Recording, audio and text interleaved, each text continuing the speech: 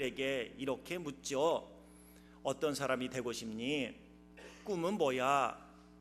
그런데 여기서 말하는 어떤 사람, 꿈이라는 것은 어떤 직업을 갖고 싶냐라는 질문과 동일시됩니다.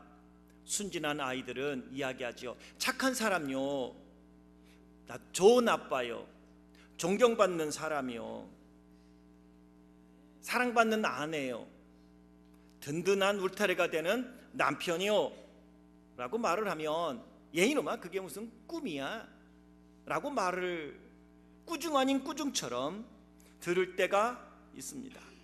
반대로 돈 많이 벌고 싶어요 그러면 녀석 포부도 좋아 라고 칭찬 같은 소리도 듣습니다. 그러다 보니 어려서부터 세상에 또 어떤 직업을 갖느냐, 얼마나 돈을 많이 소유하고 있느냐, 어떠한 사회적 신분과 지위를 갖느냐가 나 스스로 자신이라고 생각하며 그것을 자신의 정체성으로 받아들이고 믿게 되는 경우가 많습니다. 이러한 사람들이 모인 교회 안에서도 이러한 사람들이 예수님을 믿고 구원을 받았다고 하고 함께 신앙생활을 하는 신앙인에게도 그 영향이 그대로 이어지고 있으니 별반 차이가 없는 것 같습니다. 어떠한 사람이 믿음이 좋고 신앙이 돈독하고 신앙생활을 잘하는 훌륭한 사람이냐라는 질문을 받으면 우리는 보편적으로 외부적인 요소에서 그 정체성을 찾곤 합니다. 교회에서 직분이 뭐냐, 사회적 신분이나 직위가 무엇이냐, 얼마나 사업이 잘 돼서 돈을 많이 벌었느냐, 자녀들이 어떠한 직장을 갖고 있느냐, 어떠한 일을 하느냐라는 것으로서 하나님의 축복을 마치 나의 삶에 잘 되는 것으로 생각하여 그 사람들로 그런 요소들로 인하여 신앙을 평가하는 경우가 많은 것 같습니다. 그러다 보니 나는 하나님의 자녀이고 하나님은 내 아버지십니다 라고 고백은 하지만 그것이 단지 입술의 고백일 때가 많은 것 같아요. 왜냐하면 당당함이 없기 때문이죠. 그렇게 하나님이 천지 만물을 창조한 하나님이 나의 아버지가 되신다고 고백함에도 불구하고 희생이나 헌신이나 책임이라는 단어가 나오면 우선 우리는 중직자들을 쳐다보고 중직자들을 먼저 떠올리게 됩니다. 왜?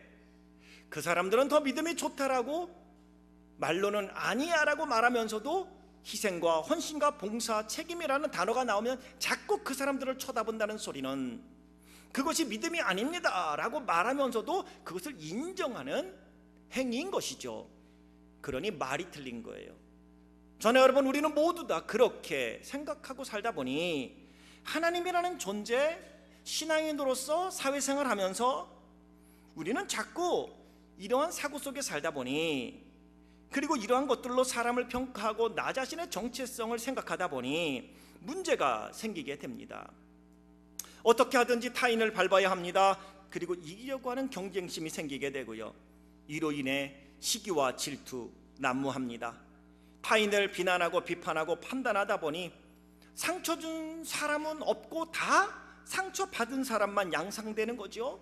결국은 열등감과 패배감과 낮은 자존감에 허덕이게 되는 것입니다.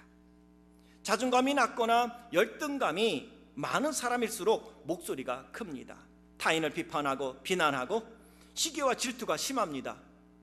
자신이 못나지 않았다고 이야기를 해야 되기 때문에, 아닌 척 해야 되기 때문에 당당하게 남 앞에서 말하지 못하고 늘 비겁하게 뒤에서 남을 헐뜯고 비방하고 욕하고 비난하고 비판하게 되는 거고요, 변화될 생각은 하지 아니하고 자꾸 자기를 이해해 주지 않는다고 불평만 하게 되어 있으니 상처 받은 사람 어렵고 상처 준 사람 어렵고 다 상처 받은 사람만 있는 거죠.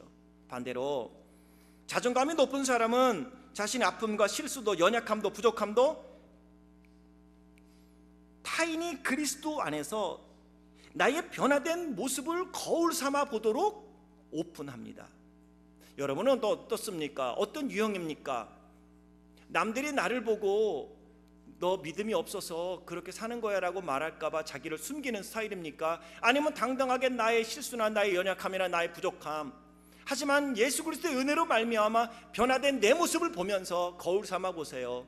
이렇게 하니까 하나님이 축복하시더군요. 이렇게 살아서 내가 실패했습니다라고 당당하게 오픈하면서 그리스도 안에서 살아가고 있는지요? 주님 안에서 여러분은 누구십니까? Who are you in Jesus? 소크라테스의 말을 빌려자면 Know yourself in Jesus Christ. 예수 그리스도 안에서 여러분 스스로를 볼 수 있고 여러분 스스로를 하나님이 어떻게 지금 바라보고 있는가. 오늘 본문에 이러한 문제를 갖고 있던 여인이 예수님을 만나고 해결받은 모습을 보면서 저나 여러분 우리의 모습을 발견하고 우리를 통하여 오늘도 놀라운 하늘의 영광을 이 땅 가운데 드러내길 원하는 그 하나님의 음성을 듣고 만날 수 있는 복된 은혜가 있길 주의 이름으로 축원합니다. 예수님께서 유대에서 사역을 마치고 갈릴리로 가는 길에 돌아가면 한 6시간 걸리고 사마리아로 지나가면 3시간 정도 걸리니 야 사마리아로 가자, 사마리아 땅을 지나서 가자. 사실 사마리아는 유대인들에게 더러운 땅, 때로는 개보다 못한 사람들이라고 멸시를 당하는 땅, 그 누구도 그곳에 가고 싶지 않고 혹시라도 유대인들이 지나가게 될 경우 그곳에서 해를 받을 수 있기 때문에 2가지 이유로 인하여 유대인들은 사마리아 땅을 지나가지 않았는데, 그때 예수님은 무엇인가 목적을 갖고 있는 것처럼 사마리아로 지나가자 하시고 그가 사마리아 성에 이르러 난 12시, 사람이 하나도 다니지 않는 난 12시 갑자기 야곱의 우물로 향하십니다. 그곳에 가시는 모습을 보면 분명히 뭔가 있을 것 같은데 제자들은 눈치채지 못했죠. 예수님이 야곱의 우물가에 앉아 계시고 제자들은 양식을 구하러 갑니다. 그때에 한 여인이 물동이를 들고 남의 눈을 피하여 물을 길러 오게 됩니다. 그리고 예수님과 이 여인의 대화가 시작되지요. 여인이여 나에게 물 좀 주시오. 그러자 이 여인이 말합니다. 당신은 유대인인데 어찌 사마리아인인 나에게 물을 달라고 하십니까? 그때 예수님은 뜬금없이 또 이렇게 말씀하세요. 내가 누군 줄 알았다면 오히려 내가 나에게 생수를 달라 했을 것이다. 지금 동문서답하고 있는 거예요. 생수라는 말에 이 여인이 대꾸하지. 어떻게 당신이 나에게 생수를 준단 말입니까? 이 야곱의 우물물은 오래전부터 우리 조상들이 주어서 아주 깊은 물입니다. 이 동네에서는 이보다 더 깨끗한 물이 없는데 어떻게 당신이 나에게 생수를 준다고 말씀하십니까? 그러자 예수님은 또 동문서답을 하세요. 내가 주는 물은 영원히 목마르지 않는 속에서 영생하도록 솟아나는 샘물이 되리라. 지금 대화가 이상하게 가고 있어요. 그때 여인 말하죠. 그럼 그 물 좀 나에게 주세요. 또 예수님이 동문서답하세요. 생수를 달라고 하면 생수를 주셔야 할 텐데 갑자기 예수님이 내 남편을 데려와라 이렇게 말씀을 하세요. 내 남편을 불러오래요? 뜬금없어요. 이 여인이 말합니다. 남편이 없어요. 그런데 예수님이 이상한 말씀하죠. 그래 내 말이 맞도다. 너에게 남편 5이 있었지. 그리고 지금 살고 있는 남편도 내 남편이 아니야. 이렇게 말씀을 하세요. 아니 예수님이 이 동네 와서 벌써 호구조사를 다 한 것도 아닌데 이후에 예수님과 그 여인은 이어지는 대화는 이제 예배로 이슈가 넘어가서 예배를 어디서 드리느냐, 진정으로 예배 드리고 싶다. 이 여인은 무엇인가 메시아가 오시면 나의 영적인 갈급함, 내 삶의 부족함을 다 나는 채워주시리라 나는 믿으며 오늘 삽니다. 예수님이 갑자기 또 이렇게 말씀하세요. 내가 바로 네가 기다리는 메시아다. 그 순간 이 여인의 영의 눈이 확 뜨입니다. 그리고 귀가 열립니다. 그리고 이후에 이 여인의 행동이 바로 오늘 본문의 말씀이에요. 물동이를 버려두고 동네로 뛰어들어가면서 외칩니다. 와서 보십시오. 내가 그리스도를 만났습니다. 메시아가 이곳에 오셨습니다. 그러자 동네 사람들이 예수님을 보기 위해 다 뛰쳐서 우물가로 나오는 모습입니다. 예수님이 말씀하시는 생수는 이 여인에게 꼭 필요한 영적으로 갈급해하고 있는 그 부분을 의미하는 거예요. 일반 물이 아니라 이 여인은 지금 영적으로 갈급한 거예요. 우리는 영적으로 갈급한 걸 자꾸 육적인 갈급함으로 생각하는 경우가 있습니다. 예수님이 말씀하시는 것은 네가 영적으로 지금 갈급한데 영적으로 갈급하지 못하다 보니 자꾸 육적인 방법을 찾아. 지금까지 5명의 남자와 결혼했지만 그것이 만족감을 주지 못하니 이번에는 6번째 남자를 네가 얻었지만 이 남자 역시 너에게 만족을 주지 못하지. 생수는 목마름과 영적인 갈급함을 채울 수 있는 건 육적인 요소가 아니라 영적인 요소요, 예수 그리스도를 만나는 것이 생수라는 것이죠. 오늘 저나 여러분, 우리를 사랑하시고 우리를 위하여 예수님이 이 땅에 오셨고 그분이 십자가에서 죽으시고 부활하셔서 지금도 우리를 사망에서 영생으로 천국으로 옮겨주신 예수님이 나의 주님이십니다. 나의 구세주십니다. 주님이 나를 아십니다. 주님 다 맡기겠습니다. 영적인 갈급함입니다. 우리의 영혼이 목마른 겁니다. 그런데 그 영적인 목마름을 육적인 목마름인 줄 알고 너 때문에 그래, 당신이 그래서 그렇지, 그것 갖고 되겠어 라고 지금 영적인 갈급함이에요. 나의 영혼이 갈급해하고 있는 겁니다. 하나님의 은혜를 갈망하고 있는 겁니다. 부족한 기도로 인하여, 부족한 말씀으로 인하여, 부족한 헌신으로 인하여, 부족한 기도로 인하여 나의 영혼이 지금 갈급하고 있는, 그 갈급한데 어디서 맞고 어디서 지금 화풀이 한다고 영적으로 갈급한 나의 모습은 모르고 자꾸 이것이 육적인 모습인 줄 알고 사람들을 향하여 손가락질하다 보니 그것은 결국 나를 더 갈급하게 만드는 것입니다. 이 여인의 모습을 오늘 예수님은 지적해 주면서 너에게 정말 필요한 것이 무엇인지 아냐? 신령과 진정으로 예배하길 원하는 너에게 있어서의 진짜 생수는 예수 그리스도를 만나는 것이니라. 그러면 예수님이 생수가 되셔서 우리의 영적인 목마름을 해결해 주십니다. 어떻게 하느냐? 은혜를 받으면 왠지 기뻐요. 밥 안 먹어도 배불러요. 은혜를 받으면 왠지 그냥 행복한 거 있어요. 뭔가 만족한 게 있어요. 그런데 주의 은혜가 없으면 많이 가진 것 같고 더 소유한 것 같고 전에보다 더 잘 사는 것 같은데 만족감이 없어요. 기쁨이 없어요. 뭔가 자꾸 좀 짜증스럽고 불안하고 뭔가 불평이 자꾸 생기는 거죠.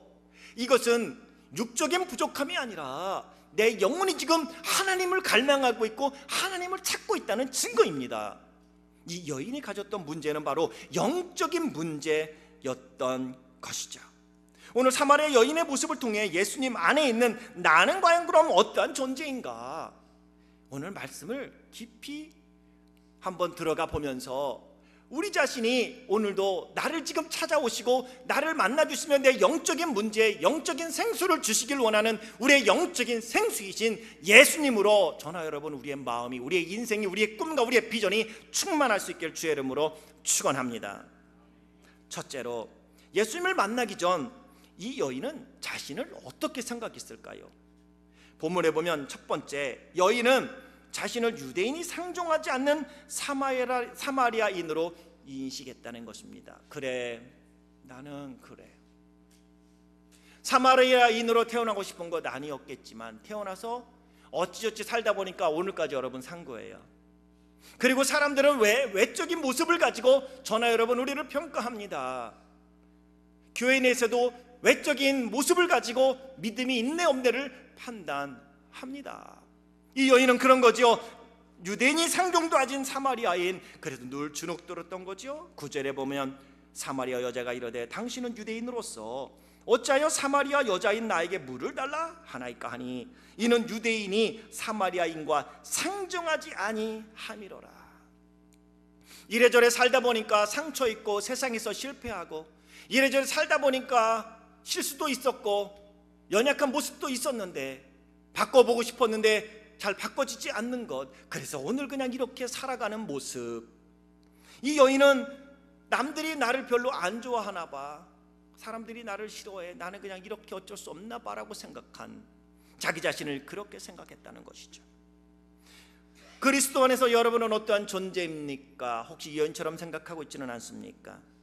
나는 많은 거 가진 게 없고 배운 게 없고 아는 게 없어서 사람들이 나를 혹시나 무시한다고, 그래서 내가 앞장서면 사람들이 나를 안 따라올 거야, 내가 조금이라도 헌신하면 사람들이 내일 서쪽에서 해 뜰 거라고 말할지도 몰라라는 불안감으로 살아가고 있지는 않습니까?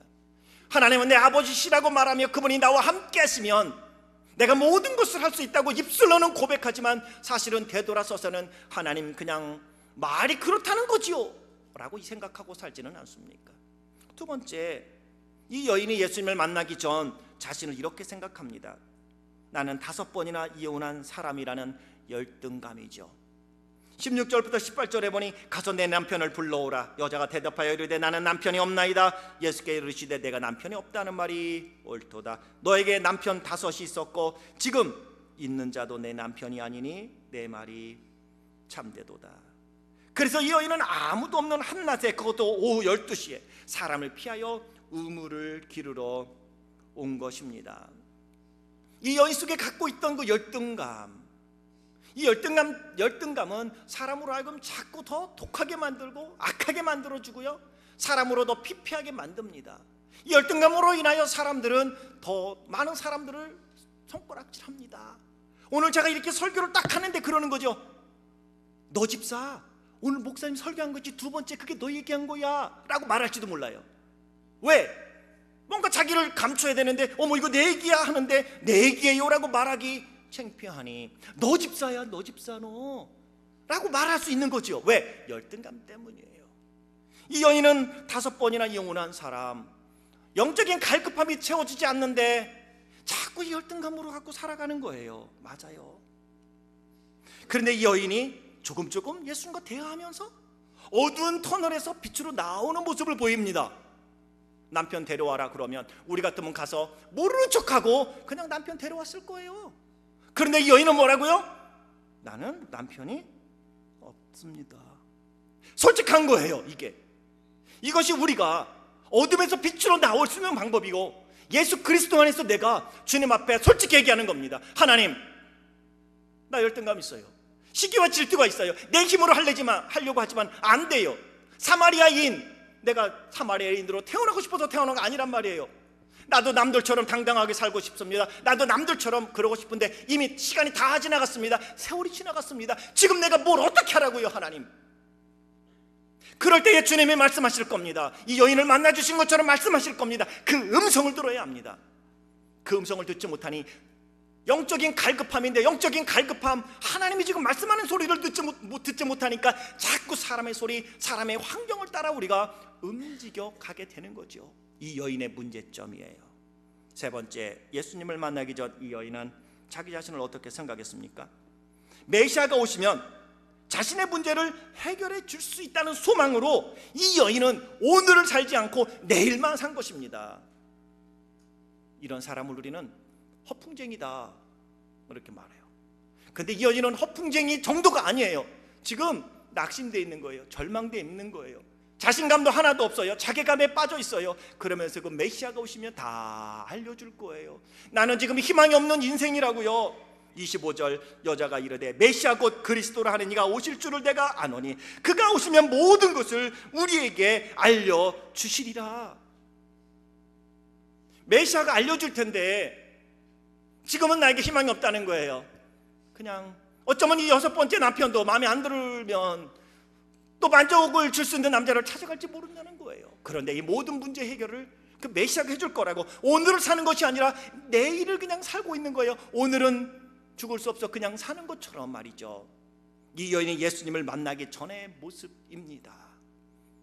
사도 바울은 우리에게 말합니다. 옛사람을 벗어버리라고. 누구든지 그리스도 안에 있으면 새로운 피조물이라 이전 것은 지나갔으니 다 새롭게 되었도다. 그럼에도 불구하고 우리는 이전 사람으로 살아가고 지금 이 여인이 갖고 있던 예수님 만나기 전에 이러한 모습으로 살고 있지는 않는가? 그렇다면 두 번째로 예수님을 만난 후 이 여인에게 어떠한 변화가 일어났느냐는 것입니다. 어떻게 이러한 변화가 일어나게 되었느냐는 것입니다. 예수님이 말씀합니다. 네가 말하는 그가 나라. 내가 바로 네가 기다리고 있는 건 메시아라. 예수님의 말씀을 듣는 순간 이 여인의 인생의 갈급함, 영적인 갈급함이 한순간에 해결되었습니다. 진정 예수 그리스도를 만나고 예수 그리스도가 나의 구세주시고 그분이 나를 원하여 내가 오늘 여기 있다는 그 예수님을 만나면 우리의 영혼의 문제가 해결됩니다. 갈급함이 해결됩니다. 이제는 다른 사람에게 그렇게 관심이 없습니다. 나를 통하여 하나님이 그 사람에게 무엇을 원하시는가라는 하나님의 뜻에 관심이 있습니다. 영적인 갈급함이 있다 보니까 그 갈급함을 자꾸 사람에게서 찾다 보니까 이 사람이 저러네, 이것이 저러네, 저것은 어떠네. 결국은 여러분 상처 준 사람 하나도 없죠? 다 상처만 받았죠? 다 상처만 받은 거예요. 그렇게 모두가 살고 있으니. 근데 이 여인은요, 오늘 예수 그리스도를 만나자 인생이 변화되었어요. 생수이신 예수님을 믿게 되자 놀라운 일이 이 여인에게 일어났습니다. 예수님이란 거울을 통하여 자기 자신을 지금 발견한 겁니다. 언제나 외적인 요소로 자신의 인생을 판단하고도 판단받았기 때문에 기쁨이 없었어요. 의미도 없었어요. 마치 실패한 인생처럼 오늘을 살지 못하고 막연하게 내일은 뭔가 더 나아지겠지라며 메시아를 기다리며 오늘 없는 내일을 살았습니다. 이런 이 여인이 예수님과 대화를 시작하면서 캄캄한 터널에 있던 이 여인이 예수님과 대화를 하면 할수록 터널 안에 빛이 조금씩 들어오기 시작합니다. 예수님 앞에서 자기를 오픈하기 시작합니다. 오픈하면서 오픈한 만큼 빛이 자기 자신에게 들어옵니다. 숨기면 숨길수록, 가리면 가질수록 그 어둠은 내 안에 더 어둠으로 다가오는데 이 여인이 주님 앞에 문을 열기 시작합니다. 맞아요, 나는 그런 여인이에요. 남편도 없어요. 그냥 어떻게 사는지도 몰라요. 그냥 막연하게 메시아만 기다리고 있다고요. 그 누구에게도 오픈해보지 못했던 이 여인이 예수님 앞에 마음을 오픈하기 시작하자 빛이시여 생수이신 예수님이 그 여인에게 조금씩 빛으로, 생수로 그 여인에게 다가갑니다. 그리고 예수님이 내가 말하는 그가 나라, 내가 바로 메시아라는 소리를 들을 때 이 여인의 귀가 확 밝아졌습니다. 눈이 띄었습니다. 진짜 자신의 모습을 보게 된 것입니다. 그러자 그 여인 안에 있던 두려움이 사라집니다. 자존감이 살아납니다. 확신이 생겼습니다. 그리고 자신감도 생겼습니다. 부끄러움의 어두운 터널에서, 열등감의 어두운 터널에서 주눅들고 움츠리고 있던 과거의 캄캄한 터널에서 밝은 세상으로 당당하게 나오는 것입니다. 희망의 세상으로 발을 내딛게 되죠. 28절과 29절 함께 읽겠습니다. 28절과 29절 이 놀라운 은혜가 우리에게도 있기를 원합니다. 28절 29절 시작. 여자가 물동이를 버려두고 동네로 들어가서 사람들에게 이르되 내가 행한 모든 일을 내게 말한 사람을 와서 보라. 이는 그리스도가 아니냐 하니. 아멘. 여인은 진정으로 자신의 모습을 보게 된 것입니다.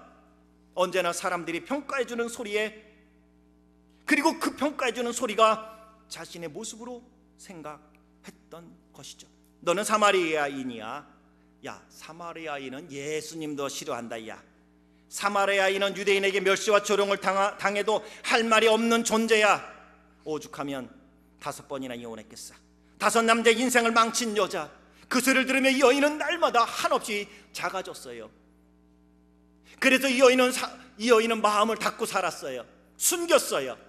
자꾸 숨기는 겁니다. 나 연약함을 숨기기만 하면 된다고 생각하는 거죠. 사람에게는 숨길 수 있지만 여러분, 하나님 앞에 숨길 수 없습니다. 어저께 배 아파 떼굴떼굴 구른 것도 하나님은 아십니다.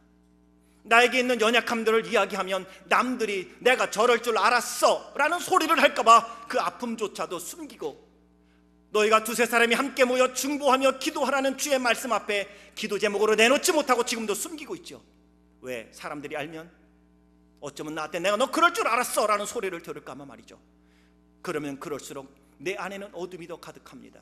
내가 해결하려고 하지만 내가 해결할 수 없는 하나님과 나와의 접촉점을 만들어 줘야 할 그 은혜의 자리에 나가지 않습니다. 그냥 얼굴만 내밀면 되고 웬만한 건 나 피하면 된다고 생각하지만, 그러면 그럴수록 저나 여러분, 우리들 안에는 어둠만 가득하게 됩니다.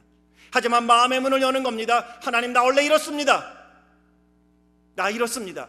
오늘 변화될 생각을 하지 않기 때문에 숨기는 거예요. 변화될 마음만 있다면 내가 주님을 잘못 믿었더니 이렇게 됐더라고요. 그런데 내가 다시 주님 앞에 회개하고 돌아섰더니 하나님이 축복을 주시더군요.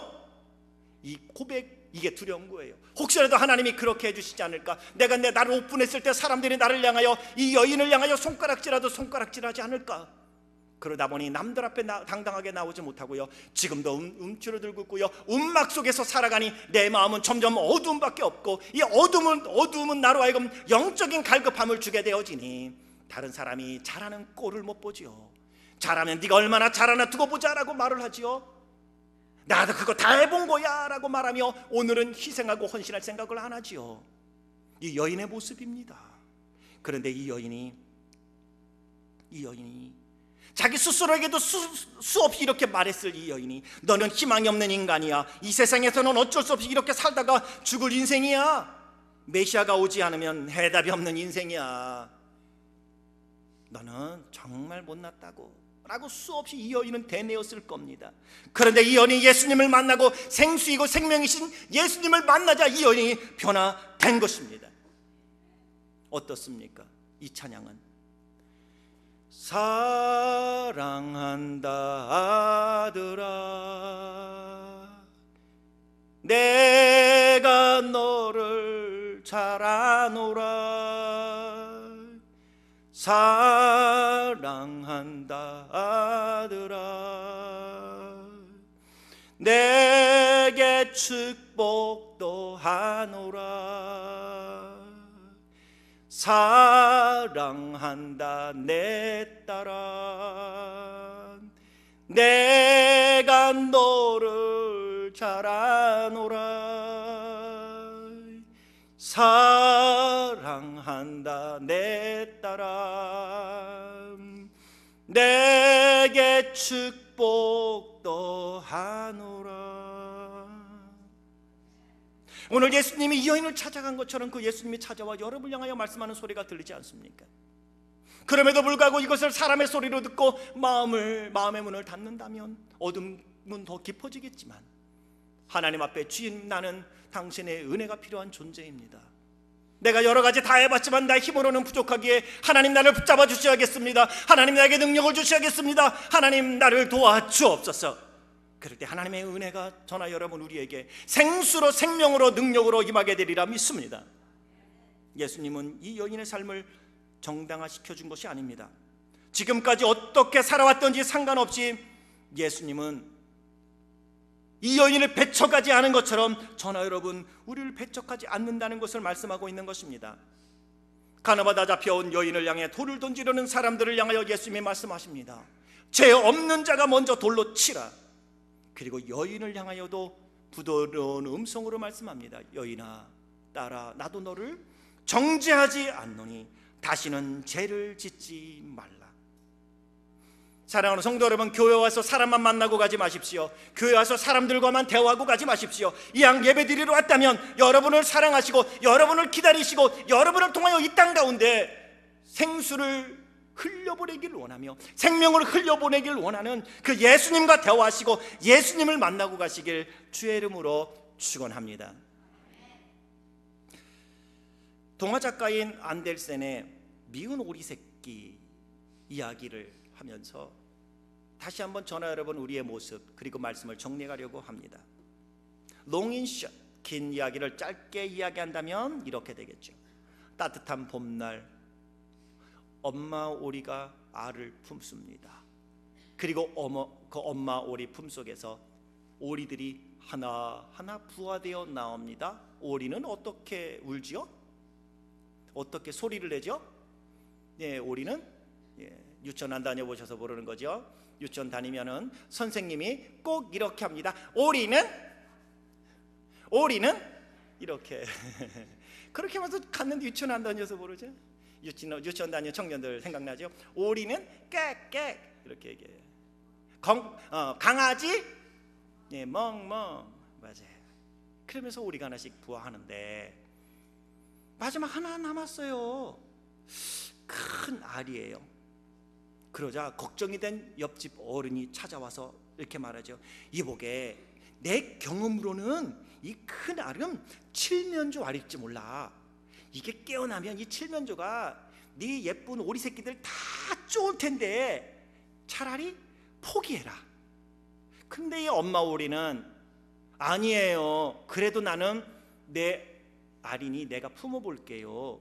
그리고 그 포기하지 않고 알을 계속 품습니다. 드디어 알에서 오리가 깨끗하고 부화를 했어요.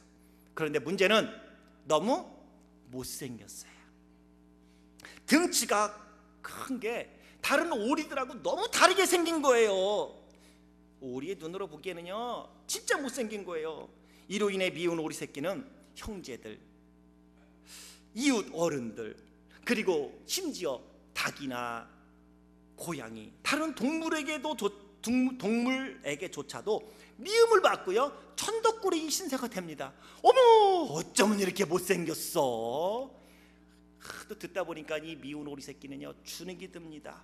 스스로 생각합니다. 나는 못생겨서 환영받지 못하는 존재야. 주눅 들고 의기소침해한 이 오리가 집을 떠납니다. 가을 어느 날 작은 호수에 매혹적으로 생긴 예쁜 백조들이 날아와 유유히 헤엄치는 모습을 보며 더 부럽습니다. 저것이 나였다면 더 좋았을걸. 그러면 그럴수록 이 미운 오리 새끼는 더욱더 주눅이 듭니다. 백조들은 따뜻한 지방으로 떠나고 이 미운 오리 새끼는 혼자 고독하게 겨울을 지내야 합니다. 여러 가지 일을 겪고 죽을 고비들 넘기고 결국 봄이 되었습니다. 따뜻한 봄, 이 미운 오리 새끼가 몸에 붙은 물을 털으면서 날개를 한번 퍼덕퍼덕 해봤거든요. 퍼덕퍼덕 했더니 자기가 나르는 거예요. 그래서 한 바퀴를 쫙 돌면서 아름다운 나일락 향기도 맡고 아름다운 꽃들도 보면서 그 호수로, 작은 호수로 쫙 하고 내려앉습니다.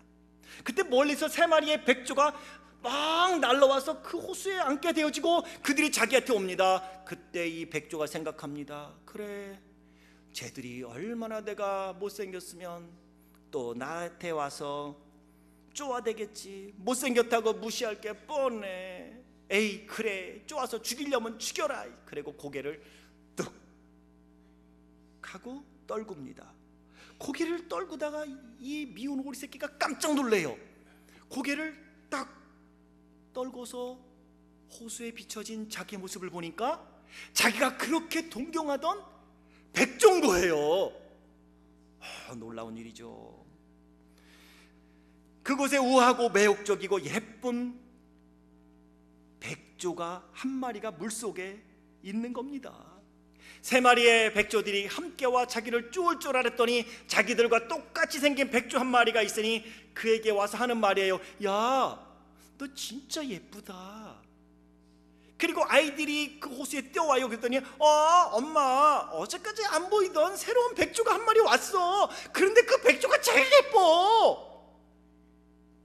이 미운 오리 새끼는 자기가 오리가 아니라 백조였다는 사실을 알고 부끄러워합니다. 그리고 그 백조들과 함께 이제는 백조로서의 삶을 살아가게 된다는 이야기입니다. 여러 가지 의미를 주려고 안데르센이 이 동화를 통해서 사람들에게 이야기해 주는 것인데, 이 백조의 이야기를 통해서, 미운 오리 새끼 이야기를 통해서 하나 말씀드리고 싶은 건 그겁니다. 고개를 떨군 여러분 밑에 무엇이 있습니까? 사람이 있습니까? 환경이 있습니까? 마저 아직도 돈이 없어 라고 이야기하는 사람들의 음성이 있습니까? 너는 못났다고 이야기하는 사람들의 음성이 들립니까? 아니면 내가 해결하지 못한 어두운 일들만 있습니까? 그래서 고개를 떨궈서 내려봤더니 아직도 그래, 나는 미운 오리 새끼야, 못생겼어, 희망이 없어라고 하시겠습니까? 고개를 떨군 저나 여러분, 우리의 고개를 예수 그리스도의 거울 앞에, 예수 그리스도의 호수 앞에 우리의 얼굴을 내어 비출 때에 너는 그 미운 오리 새끼가 아니라 내가 너를 위하여 독생자 예수 그리스도를 이 땅에 보냈단다. 그래서 너는 천하보다 귀한 존재란다. 여러분 어떤 사람입니까? 그리스도 안에선 어떠한 존재라고 생각하십니까? 사람과 환경을 통해 자신의 정체성을 발견하려 하면 할수록 낮은 열등감 계속 자라날 것입니다. 패배감과 낮은 자존감 더 큰 나무로 성장하게 될 것입니다. 하지만 저나 여러분, 우리가 예수 그리스도를 통하여 나 자신을 보고 오늘 이 여인이 예수 그리스도를 통하여 자기 자신을 발견한 것처럼 예수님을 만나게 될 때에 여러분을 위하여 하나님께서 하늘보좌를 버리고 이 땅에 오셔서 십자가에서 여러분의 죄를 짊어지고 죽으시고 영생을 주시기 위하여 부활하셨고 죽으면 다시 천국으로 옮겨주실 예수님을 발견하게 되리라 믿습니다. 예수님을 통해 변해된 하나님의 자녀라는 신분의 영광을 알게 된다면 오늘부터 여러분은 백조로 살 수 있습니다. 여러분은 백조예요. 여러분은 하나님의 자녀예요. 그런데 자꾸 고개를 떨고 세상을 보고 고개를 떨고 환경을 보고 고개를 떨고 나에게 좋은 말을 해주는 사람들의 귀에만 오싹하니 뒤에서 앞에서도 못하고 비겁하게 앞에서 말하면 좋을 걸 늘 비겁하게 뒤에서 제가 그랬어, 제가 그랬단 말이야. 아합처럼 이세벨한테 가서 여보 저거 포도원 갖고 싶은데 제가 안 준대. 그런 이세벨이 염려하지 말아요 여보 내가 해줄게. 그리고 가서 그 여인의 포도원을 뺏어다가 아합에게 줘버리는 거죠. 왜? 내가 누구인지 모르니까. 오늘 하나님 앞에서 저나 여러분 하나님은 어떻게 생각하실까요? 우리가 주님 안에서 나를 발견하게 될 때에 기쁨과 감사, 칭찬과 격려, 그리고 사람들을 통하여는 와서 보라, 내가 만난 예수 그리스도를 당신에게 알려주고 싶습니다. 예배 끝나고 집에 돌아가 누구를 만난다면 여러분은 오늘 어떠한 예수님 만나고 왔다고 이야기해 줄 수 있겠습니까? 오늘 사람들과 약속 있습니까? 저녁 약속 있습니까? 저녁 식사 자리에서 그 사람이 오늘 예수님 만나고 왔어? 그 얘기는 오늘 예배 드리고 왔어? 라는 질문이겠죠. 오늘 예수님 만나고 왔어? 어떤 예수님이야? 나에게 이야기해 줄 수 있어? 그러니까 하는 얘기가 거기 있잖아 넝집사, 아유 빠마를 했지 뭐야? 그 머집사 있잖아 멍하니 있더만. 사람들 이야기만 하렵니까? 아이고 옷이라군 지금 가을인데 칙칙하게 벌써 겨울옷 입었더만. 아유 그 말 한마디 오늘도 그냥 어찌나 꼴보기 싫었든지. 정말 여러분은 오늘 어떤 예수님을 지금 만나고 계십니까? 여러분을 바라보고 계신 예수님은 어떤 예수님이십니까? 아유 그 얘기 오늘 목사님이 너 집사 얘기하고 계시더만. 그렇게 얘기하렵니까? 사람들은 지금 전화 여러분 우리를 통하여 듣길 원하는 건 와서 보라, 내가 만난 그리스도로 와서 보라고 이야기하고 싶어하는 거거든요. 그걸 듣고 싶어 하거든요. 그런데 우리는 그 얘기는 안 내고 냅당 다른 교회 이야기나 하고 다른 사람 이야기나 하고 오늘 내 환경이나 힘들고 낙심된 이야기만 하고 말렵니까? 여러분은 오늘 어떤 예수님을 만났습니까? 여러분에게 묻는 사람에게 어떤 예수님을 만났다고 이야기해 줄 수 있겠습니까? 그리고 그 예수님이 대화했더니 뭐라고 말씀하시더냐 묻는다면 여러분은 그들에게 무엇이라고 예수님이 말씀하셨다고 대답할 수 있겠습니까? 아이 뭐 교회야 뭐 그냥 가는 거지 도장 찍는 거지 뭘 뭐 만나긴 뭘 만나. 아 그런 질문 하지 마. 굉장히 어색하게 왜 그런 질문해 사람 난처하게 이렇게 하시렵니까? 오늘 예수님은 저나 여러분을 만나고 싶어 하시고 찾아오셨습니다. 이 여인을 찾아오듯 그리고 여러분을 향하여 말씀합니다. 너는 내 아들이라, 너는 내 딸이라, 내가 너를 다 아니 일어나라 함께 가자, 내가 영원히 너를 떠나지 아니하리라. 변화된 이 여인 기뻐 뛰면서 와서 보십시오, 내가 예수 그리스도를 만났습니다, 메시아를 만났습니다. 오늘 저나 여러분 우리의 삶에 그리스도 안에서 예수님 안에서 나는 누구인가? 어느 환경과 사람과 외부적인 평가로서의 나가 아니라 오늘 나를 나로 바라보시며 오늘 나로 영접하시고 나를 포기하지 않고 나를 밀어내지 않고 오늘도 나를 사랑하시는 주님의 그 십자가가 저나 여러분 우리의 가슴 속에 우리의 인생을 살아가는데 힘이 되고 능력이 되어지고 그 사랑 때문에 눈물 흘릴 줄 알고 그 사랑 때문에 헌신하고 봉사하고 다시금 일어나서 주님이 기뻐하는 위에서 부르신 부르심의 상을 향하여만 달려갈 수 있는 새 힘이 될 수 있는 바로 예수님이 우리의 인생의 능력이요 주인임을 고백하며 살아가는 복된 승리자의 삶을 살아가는 성도들이 되길 주의 이름으로 축원합니다. 기도하겠습니다.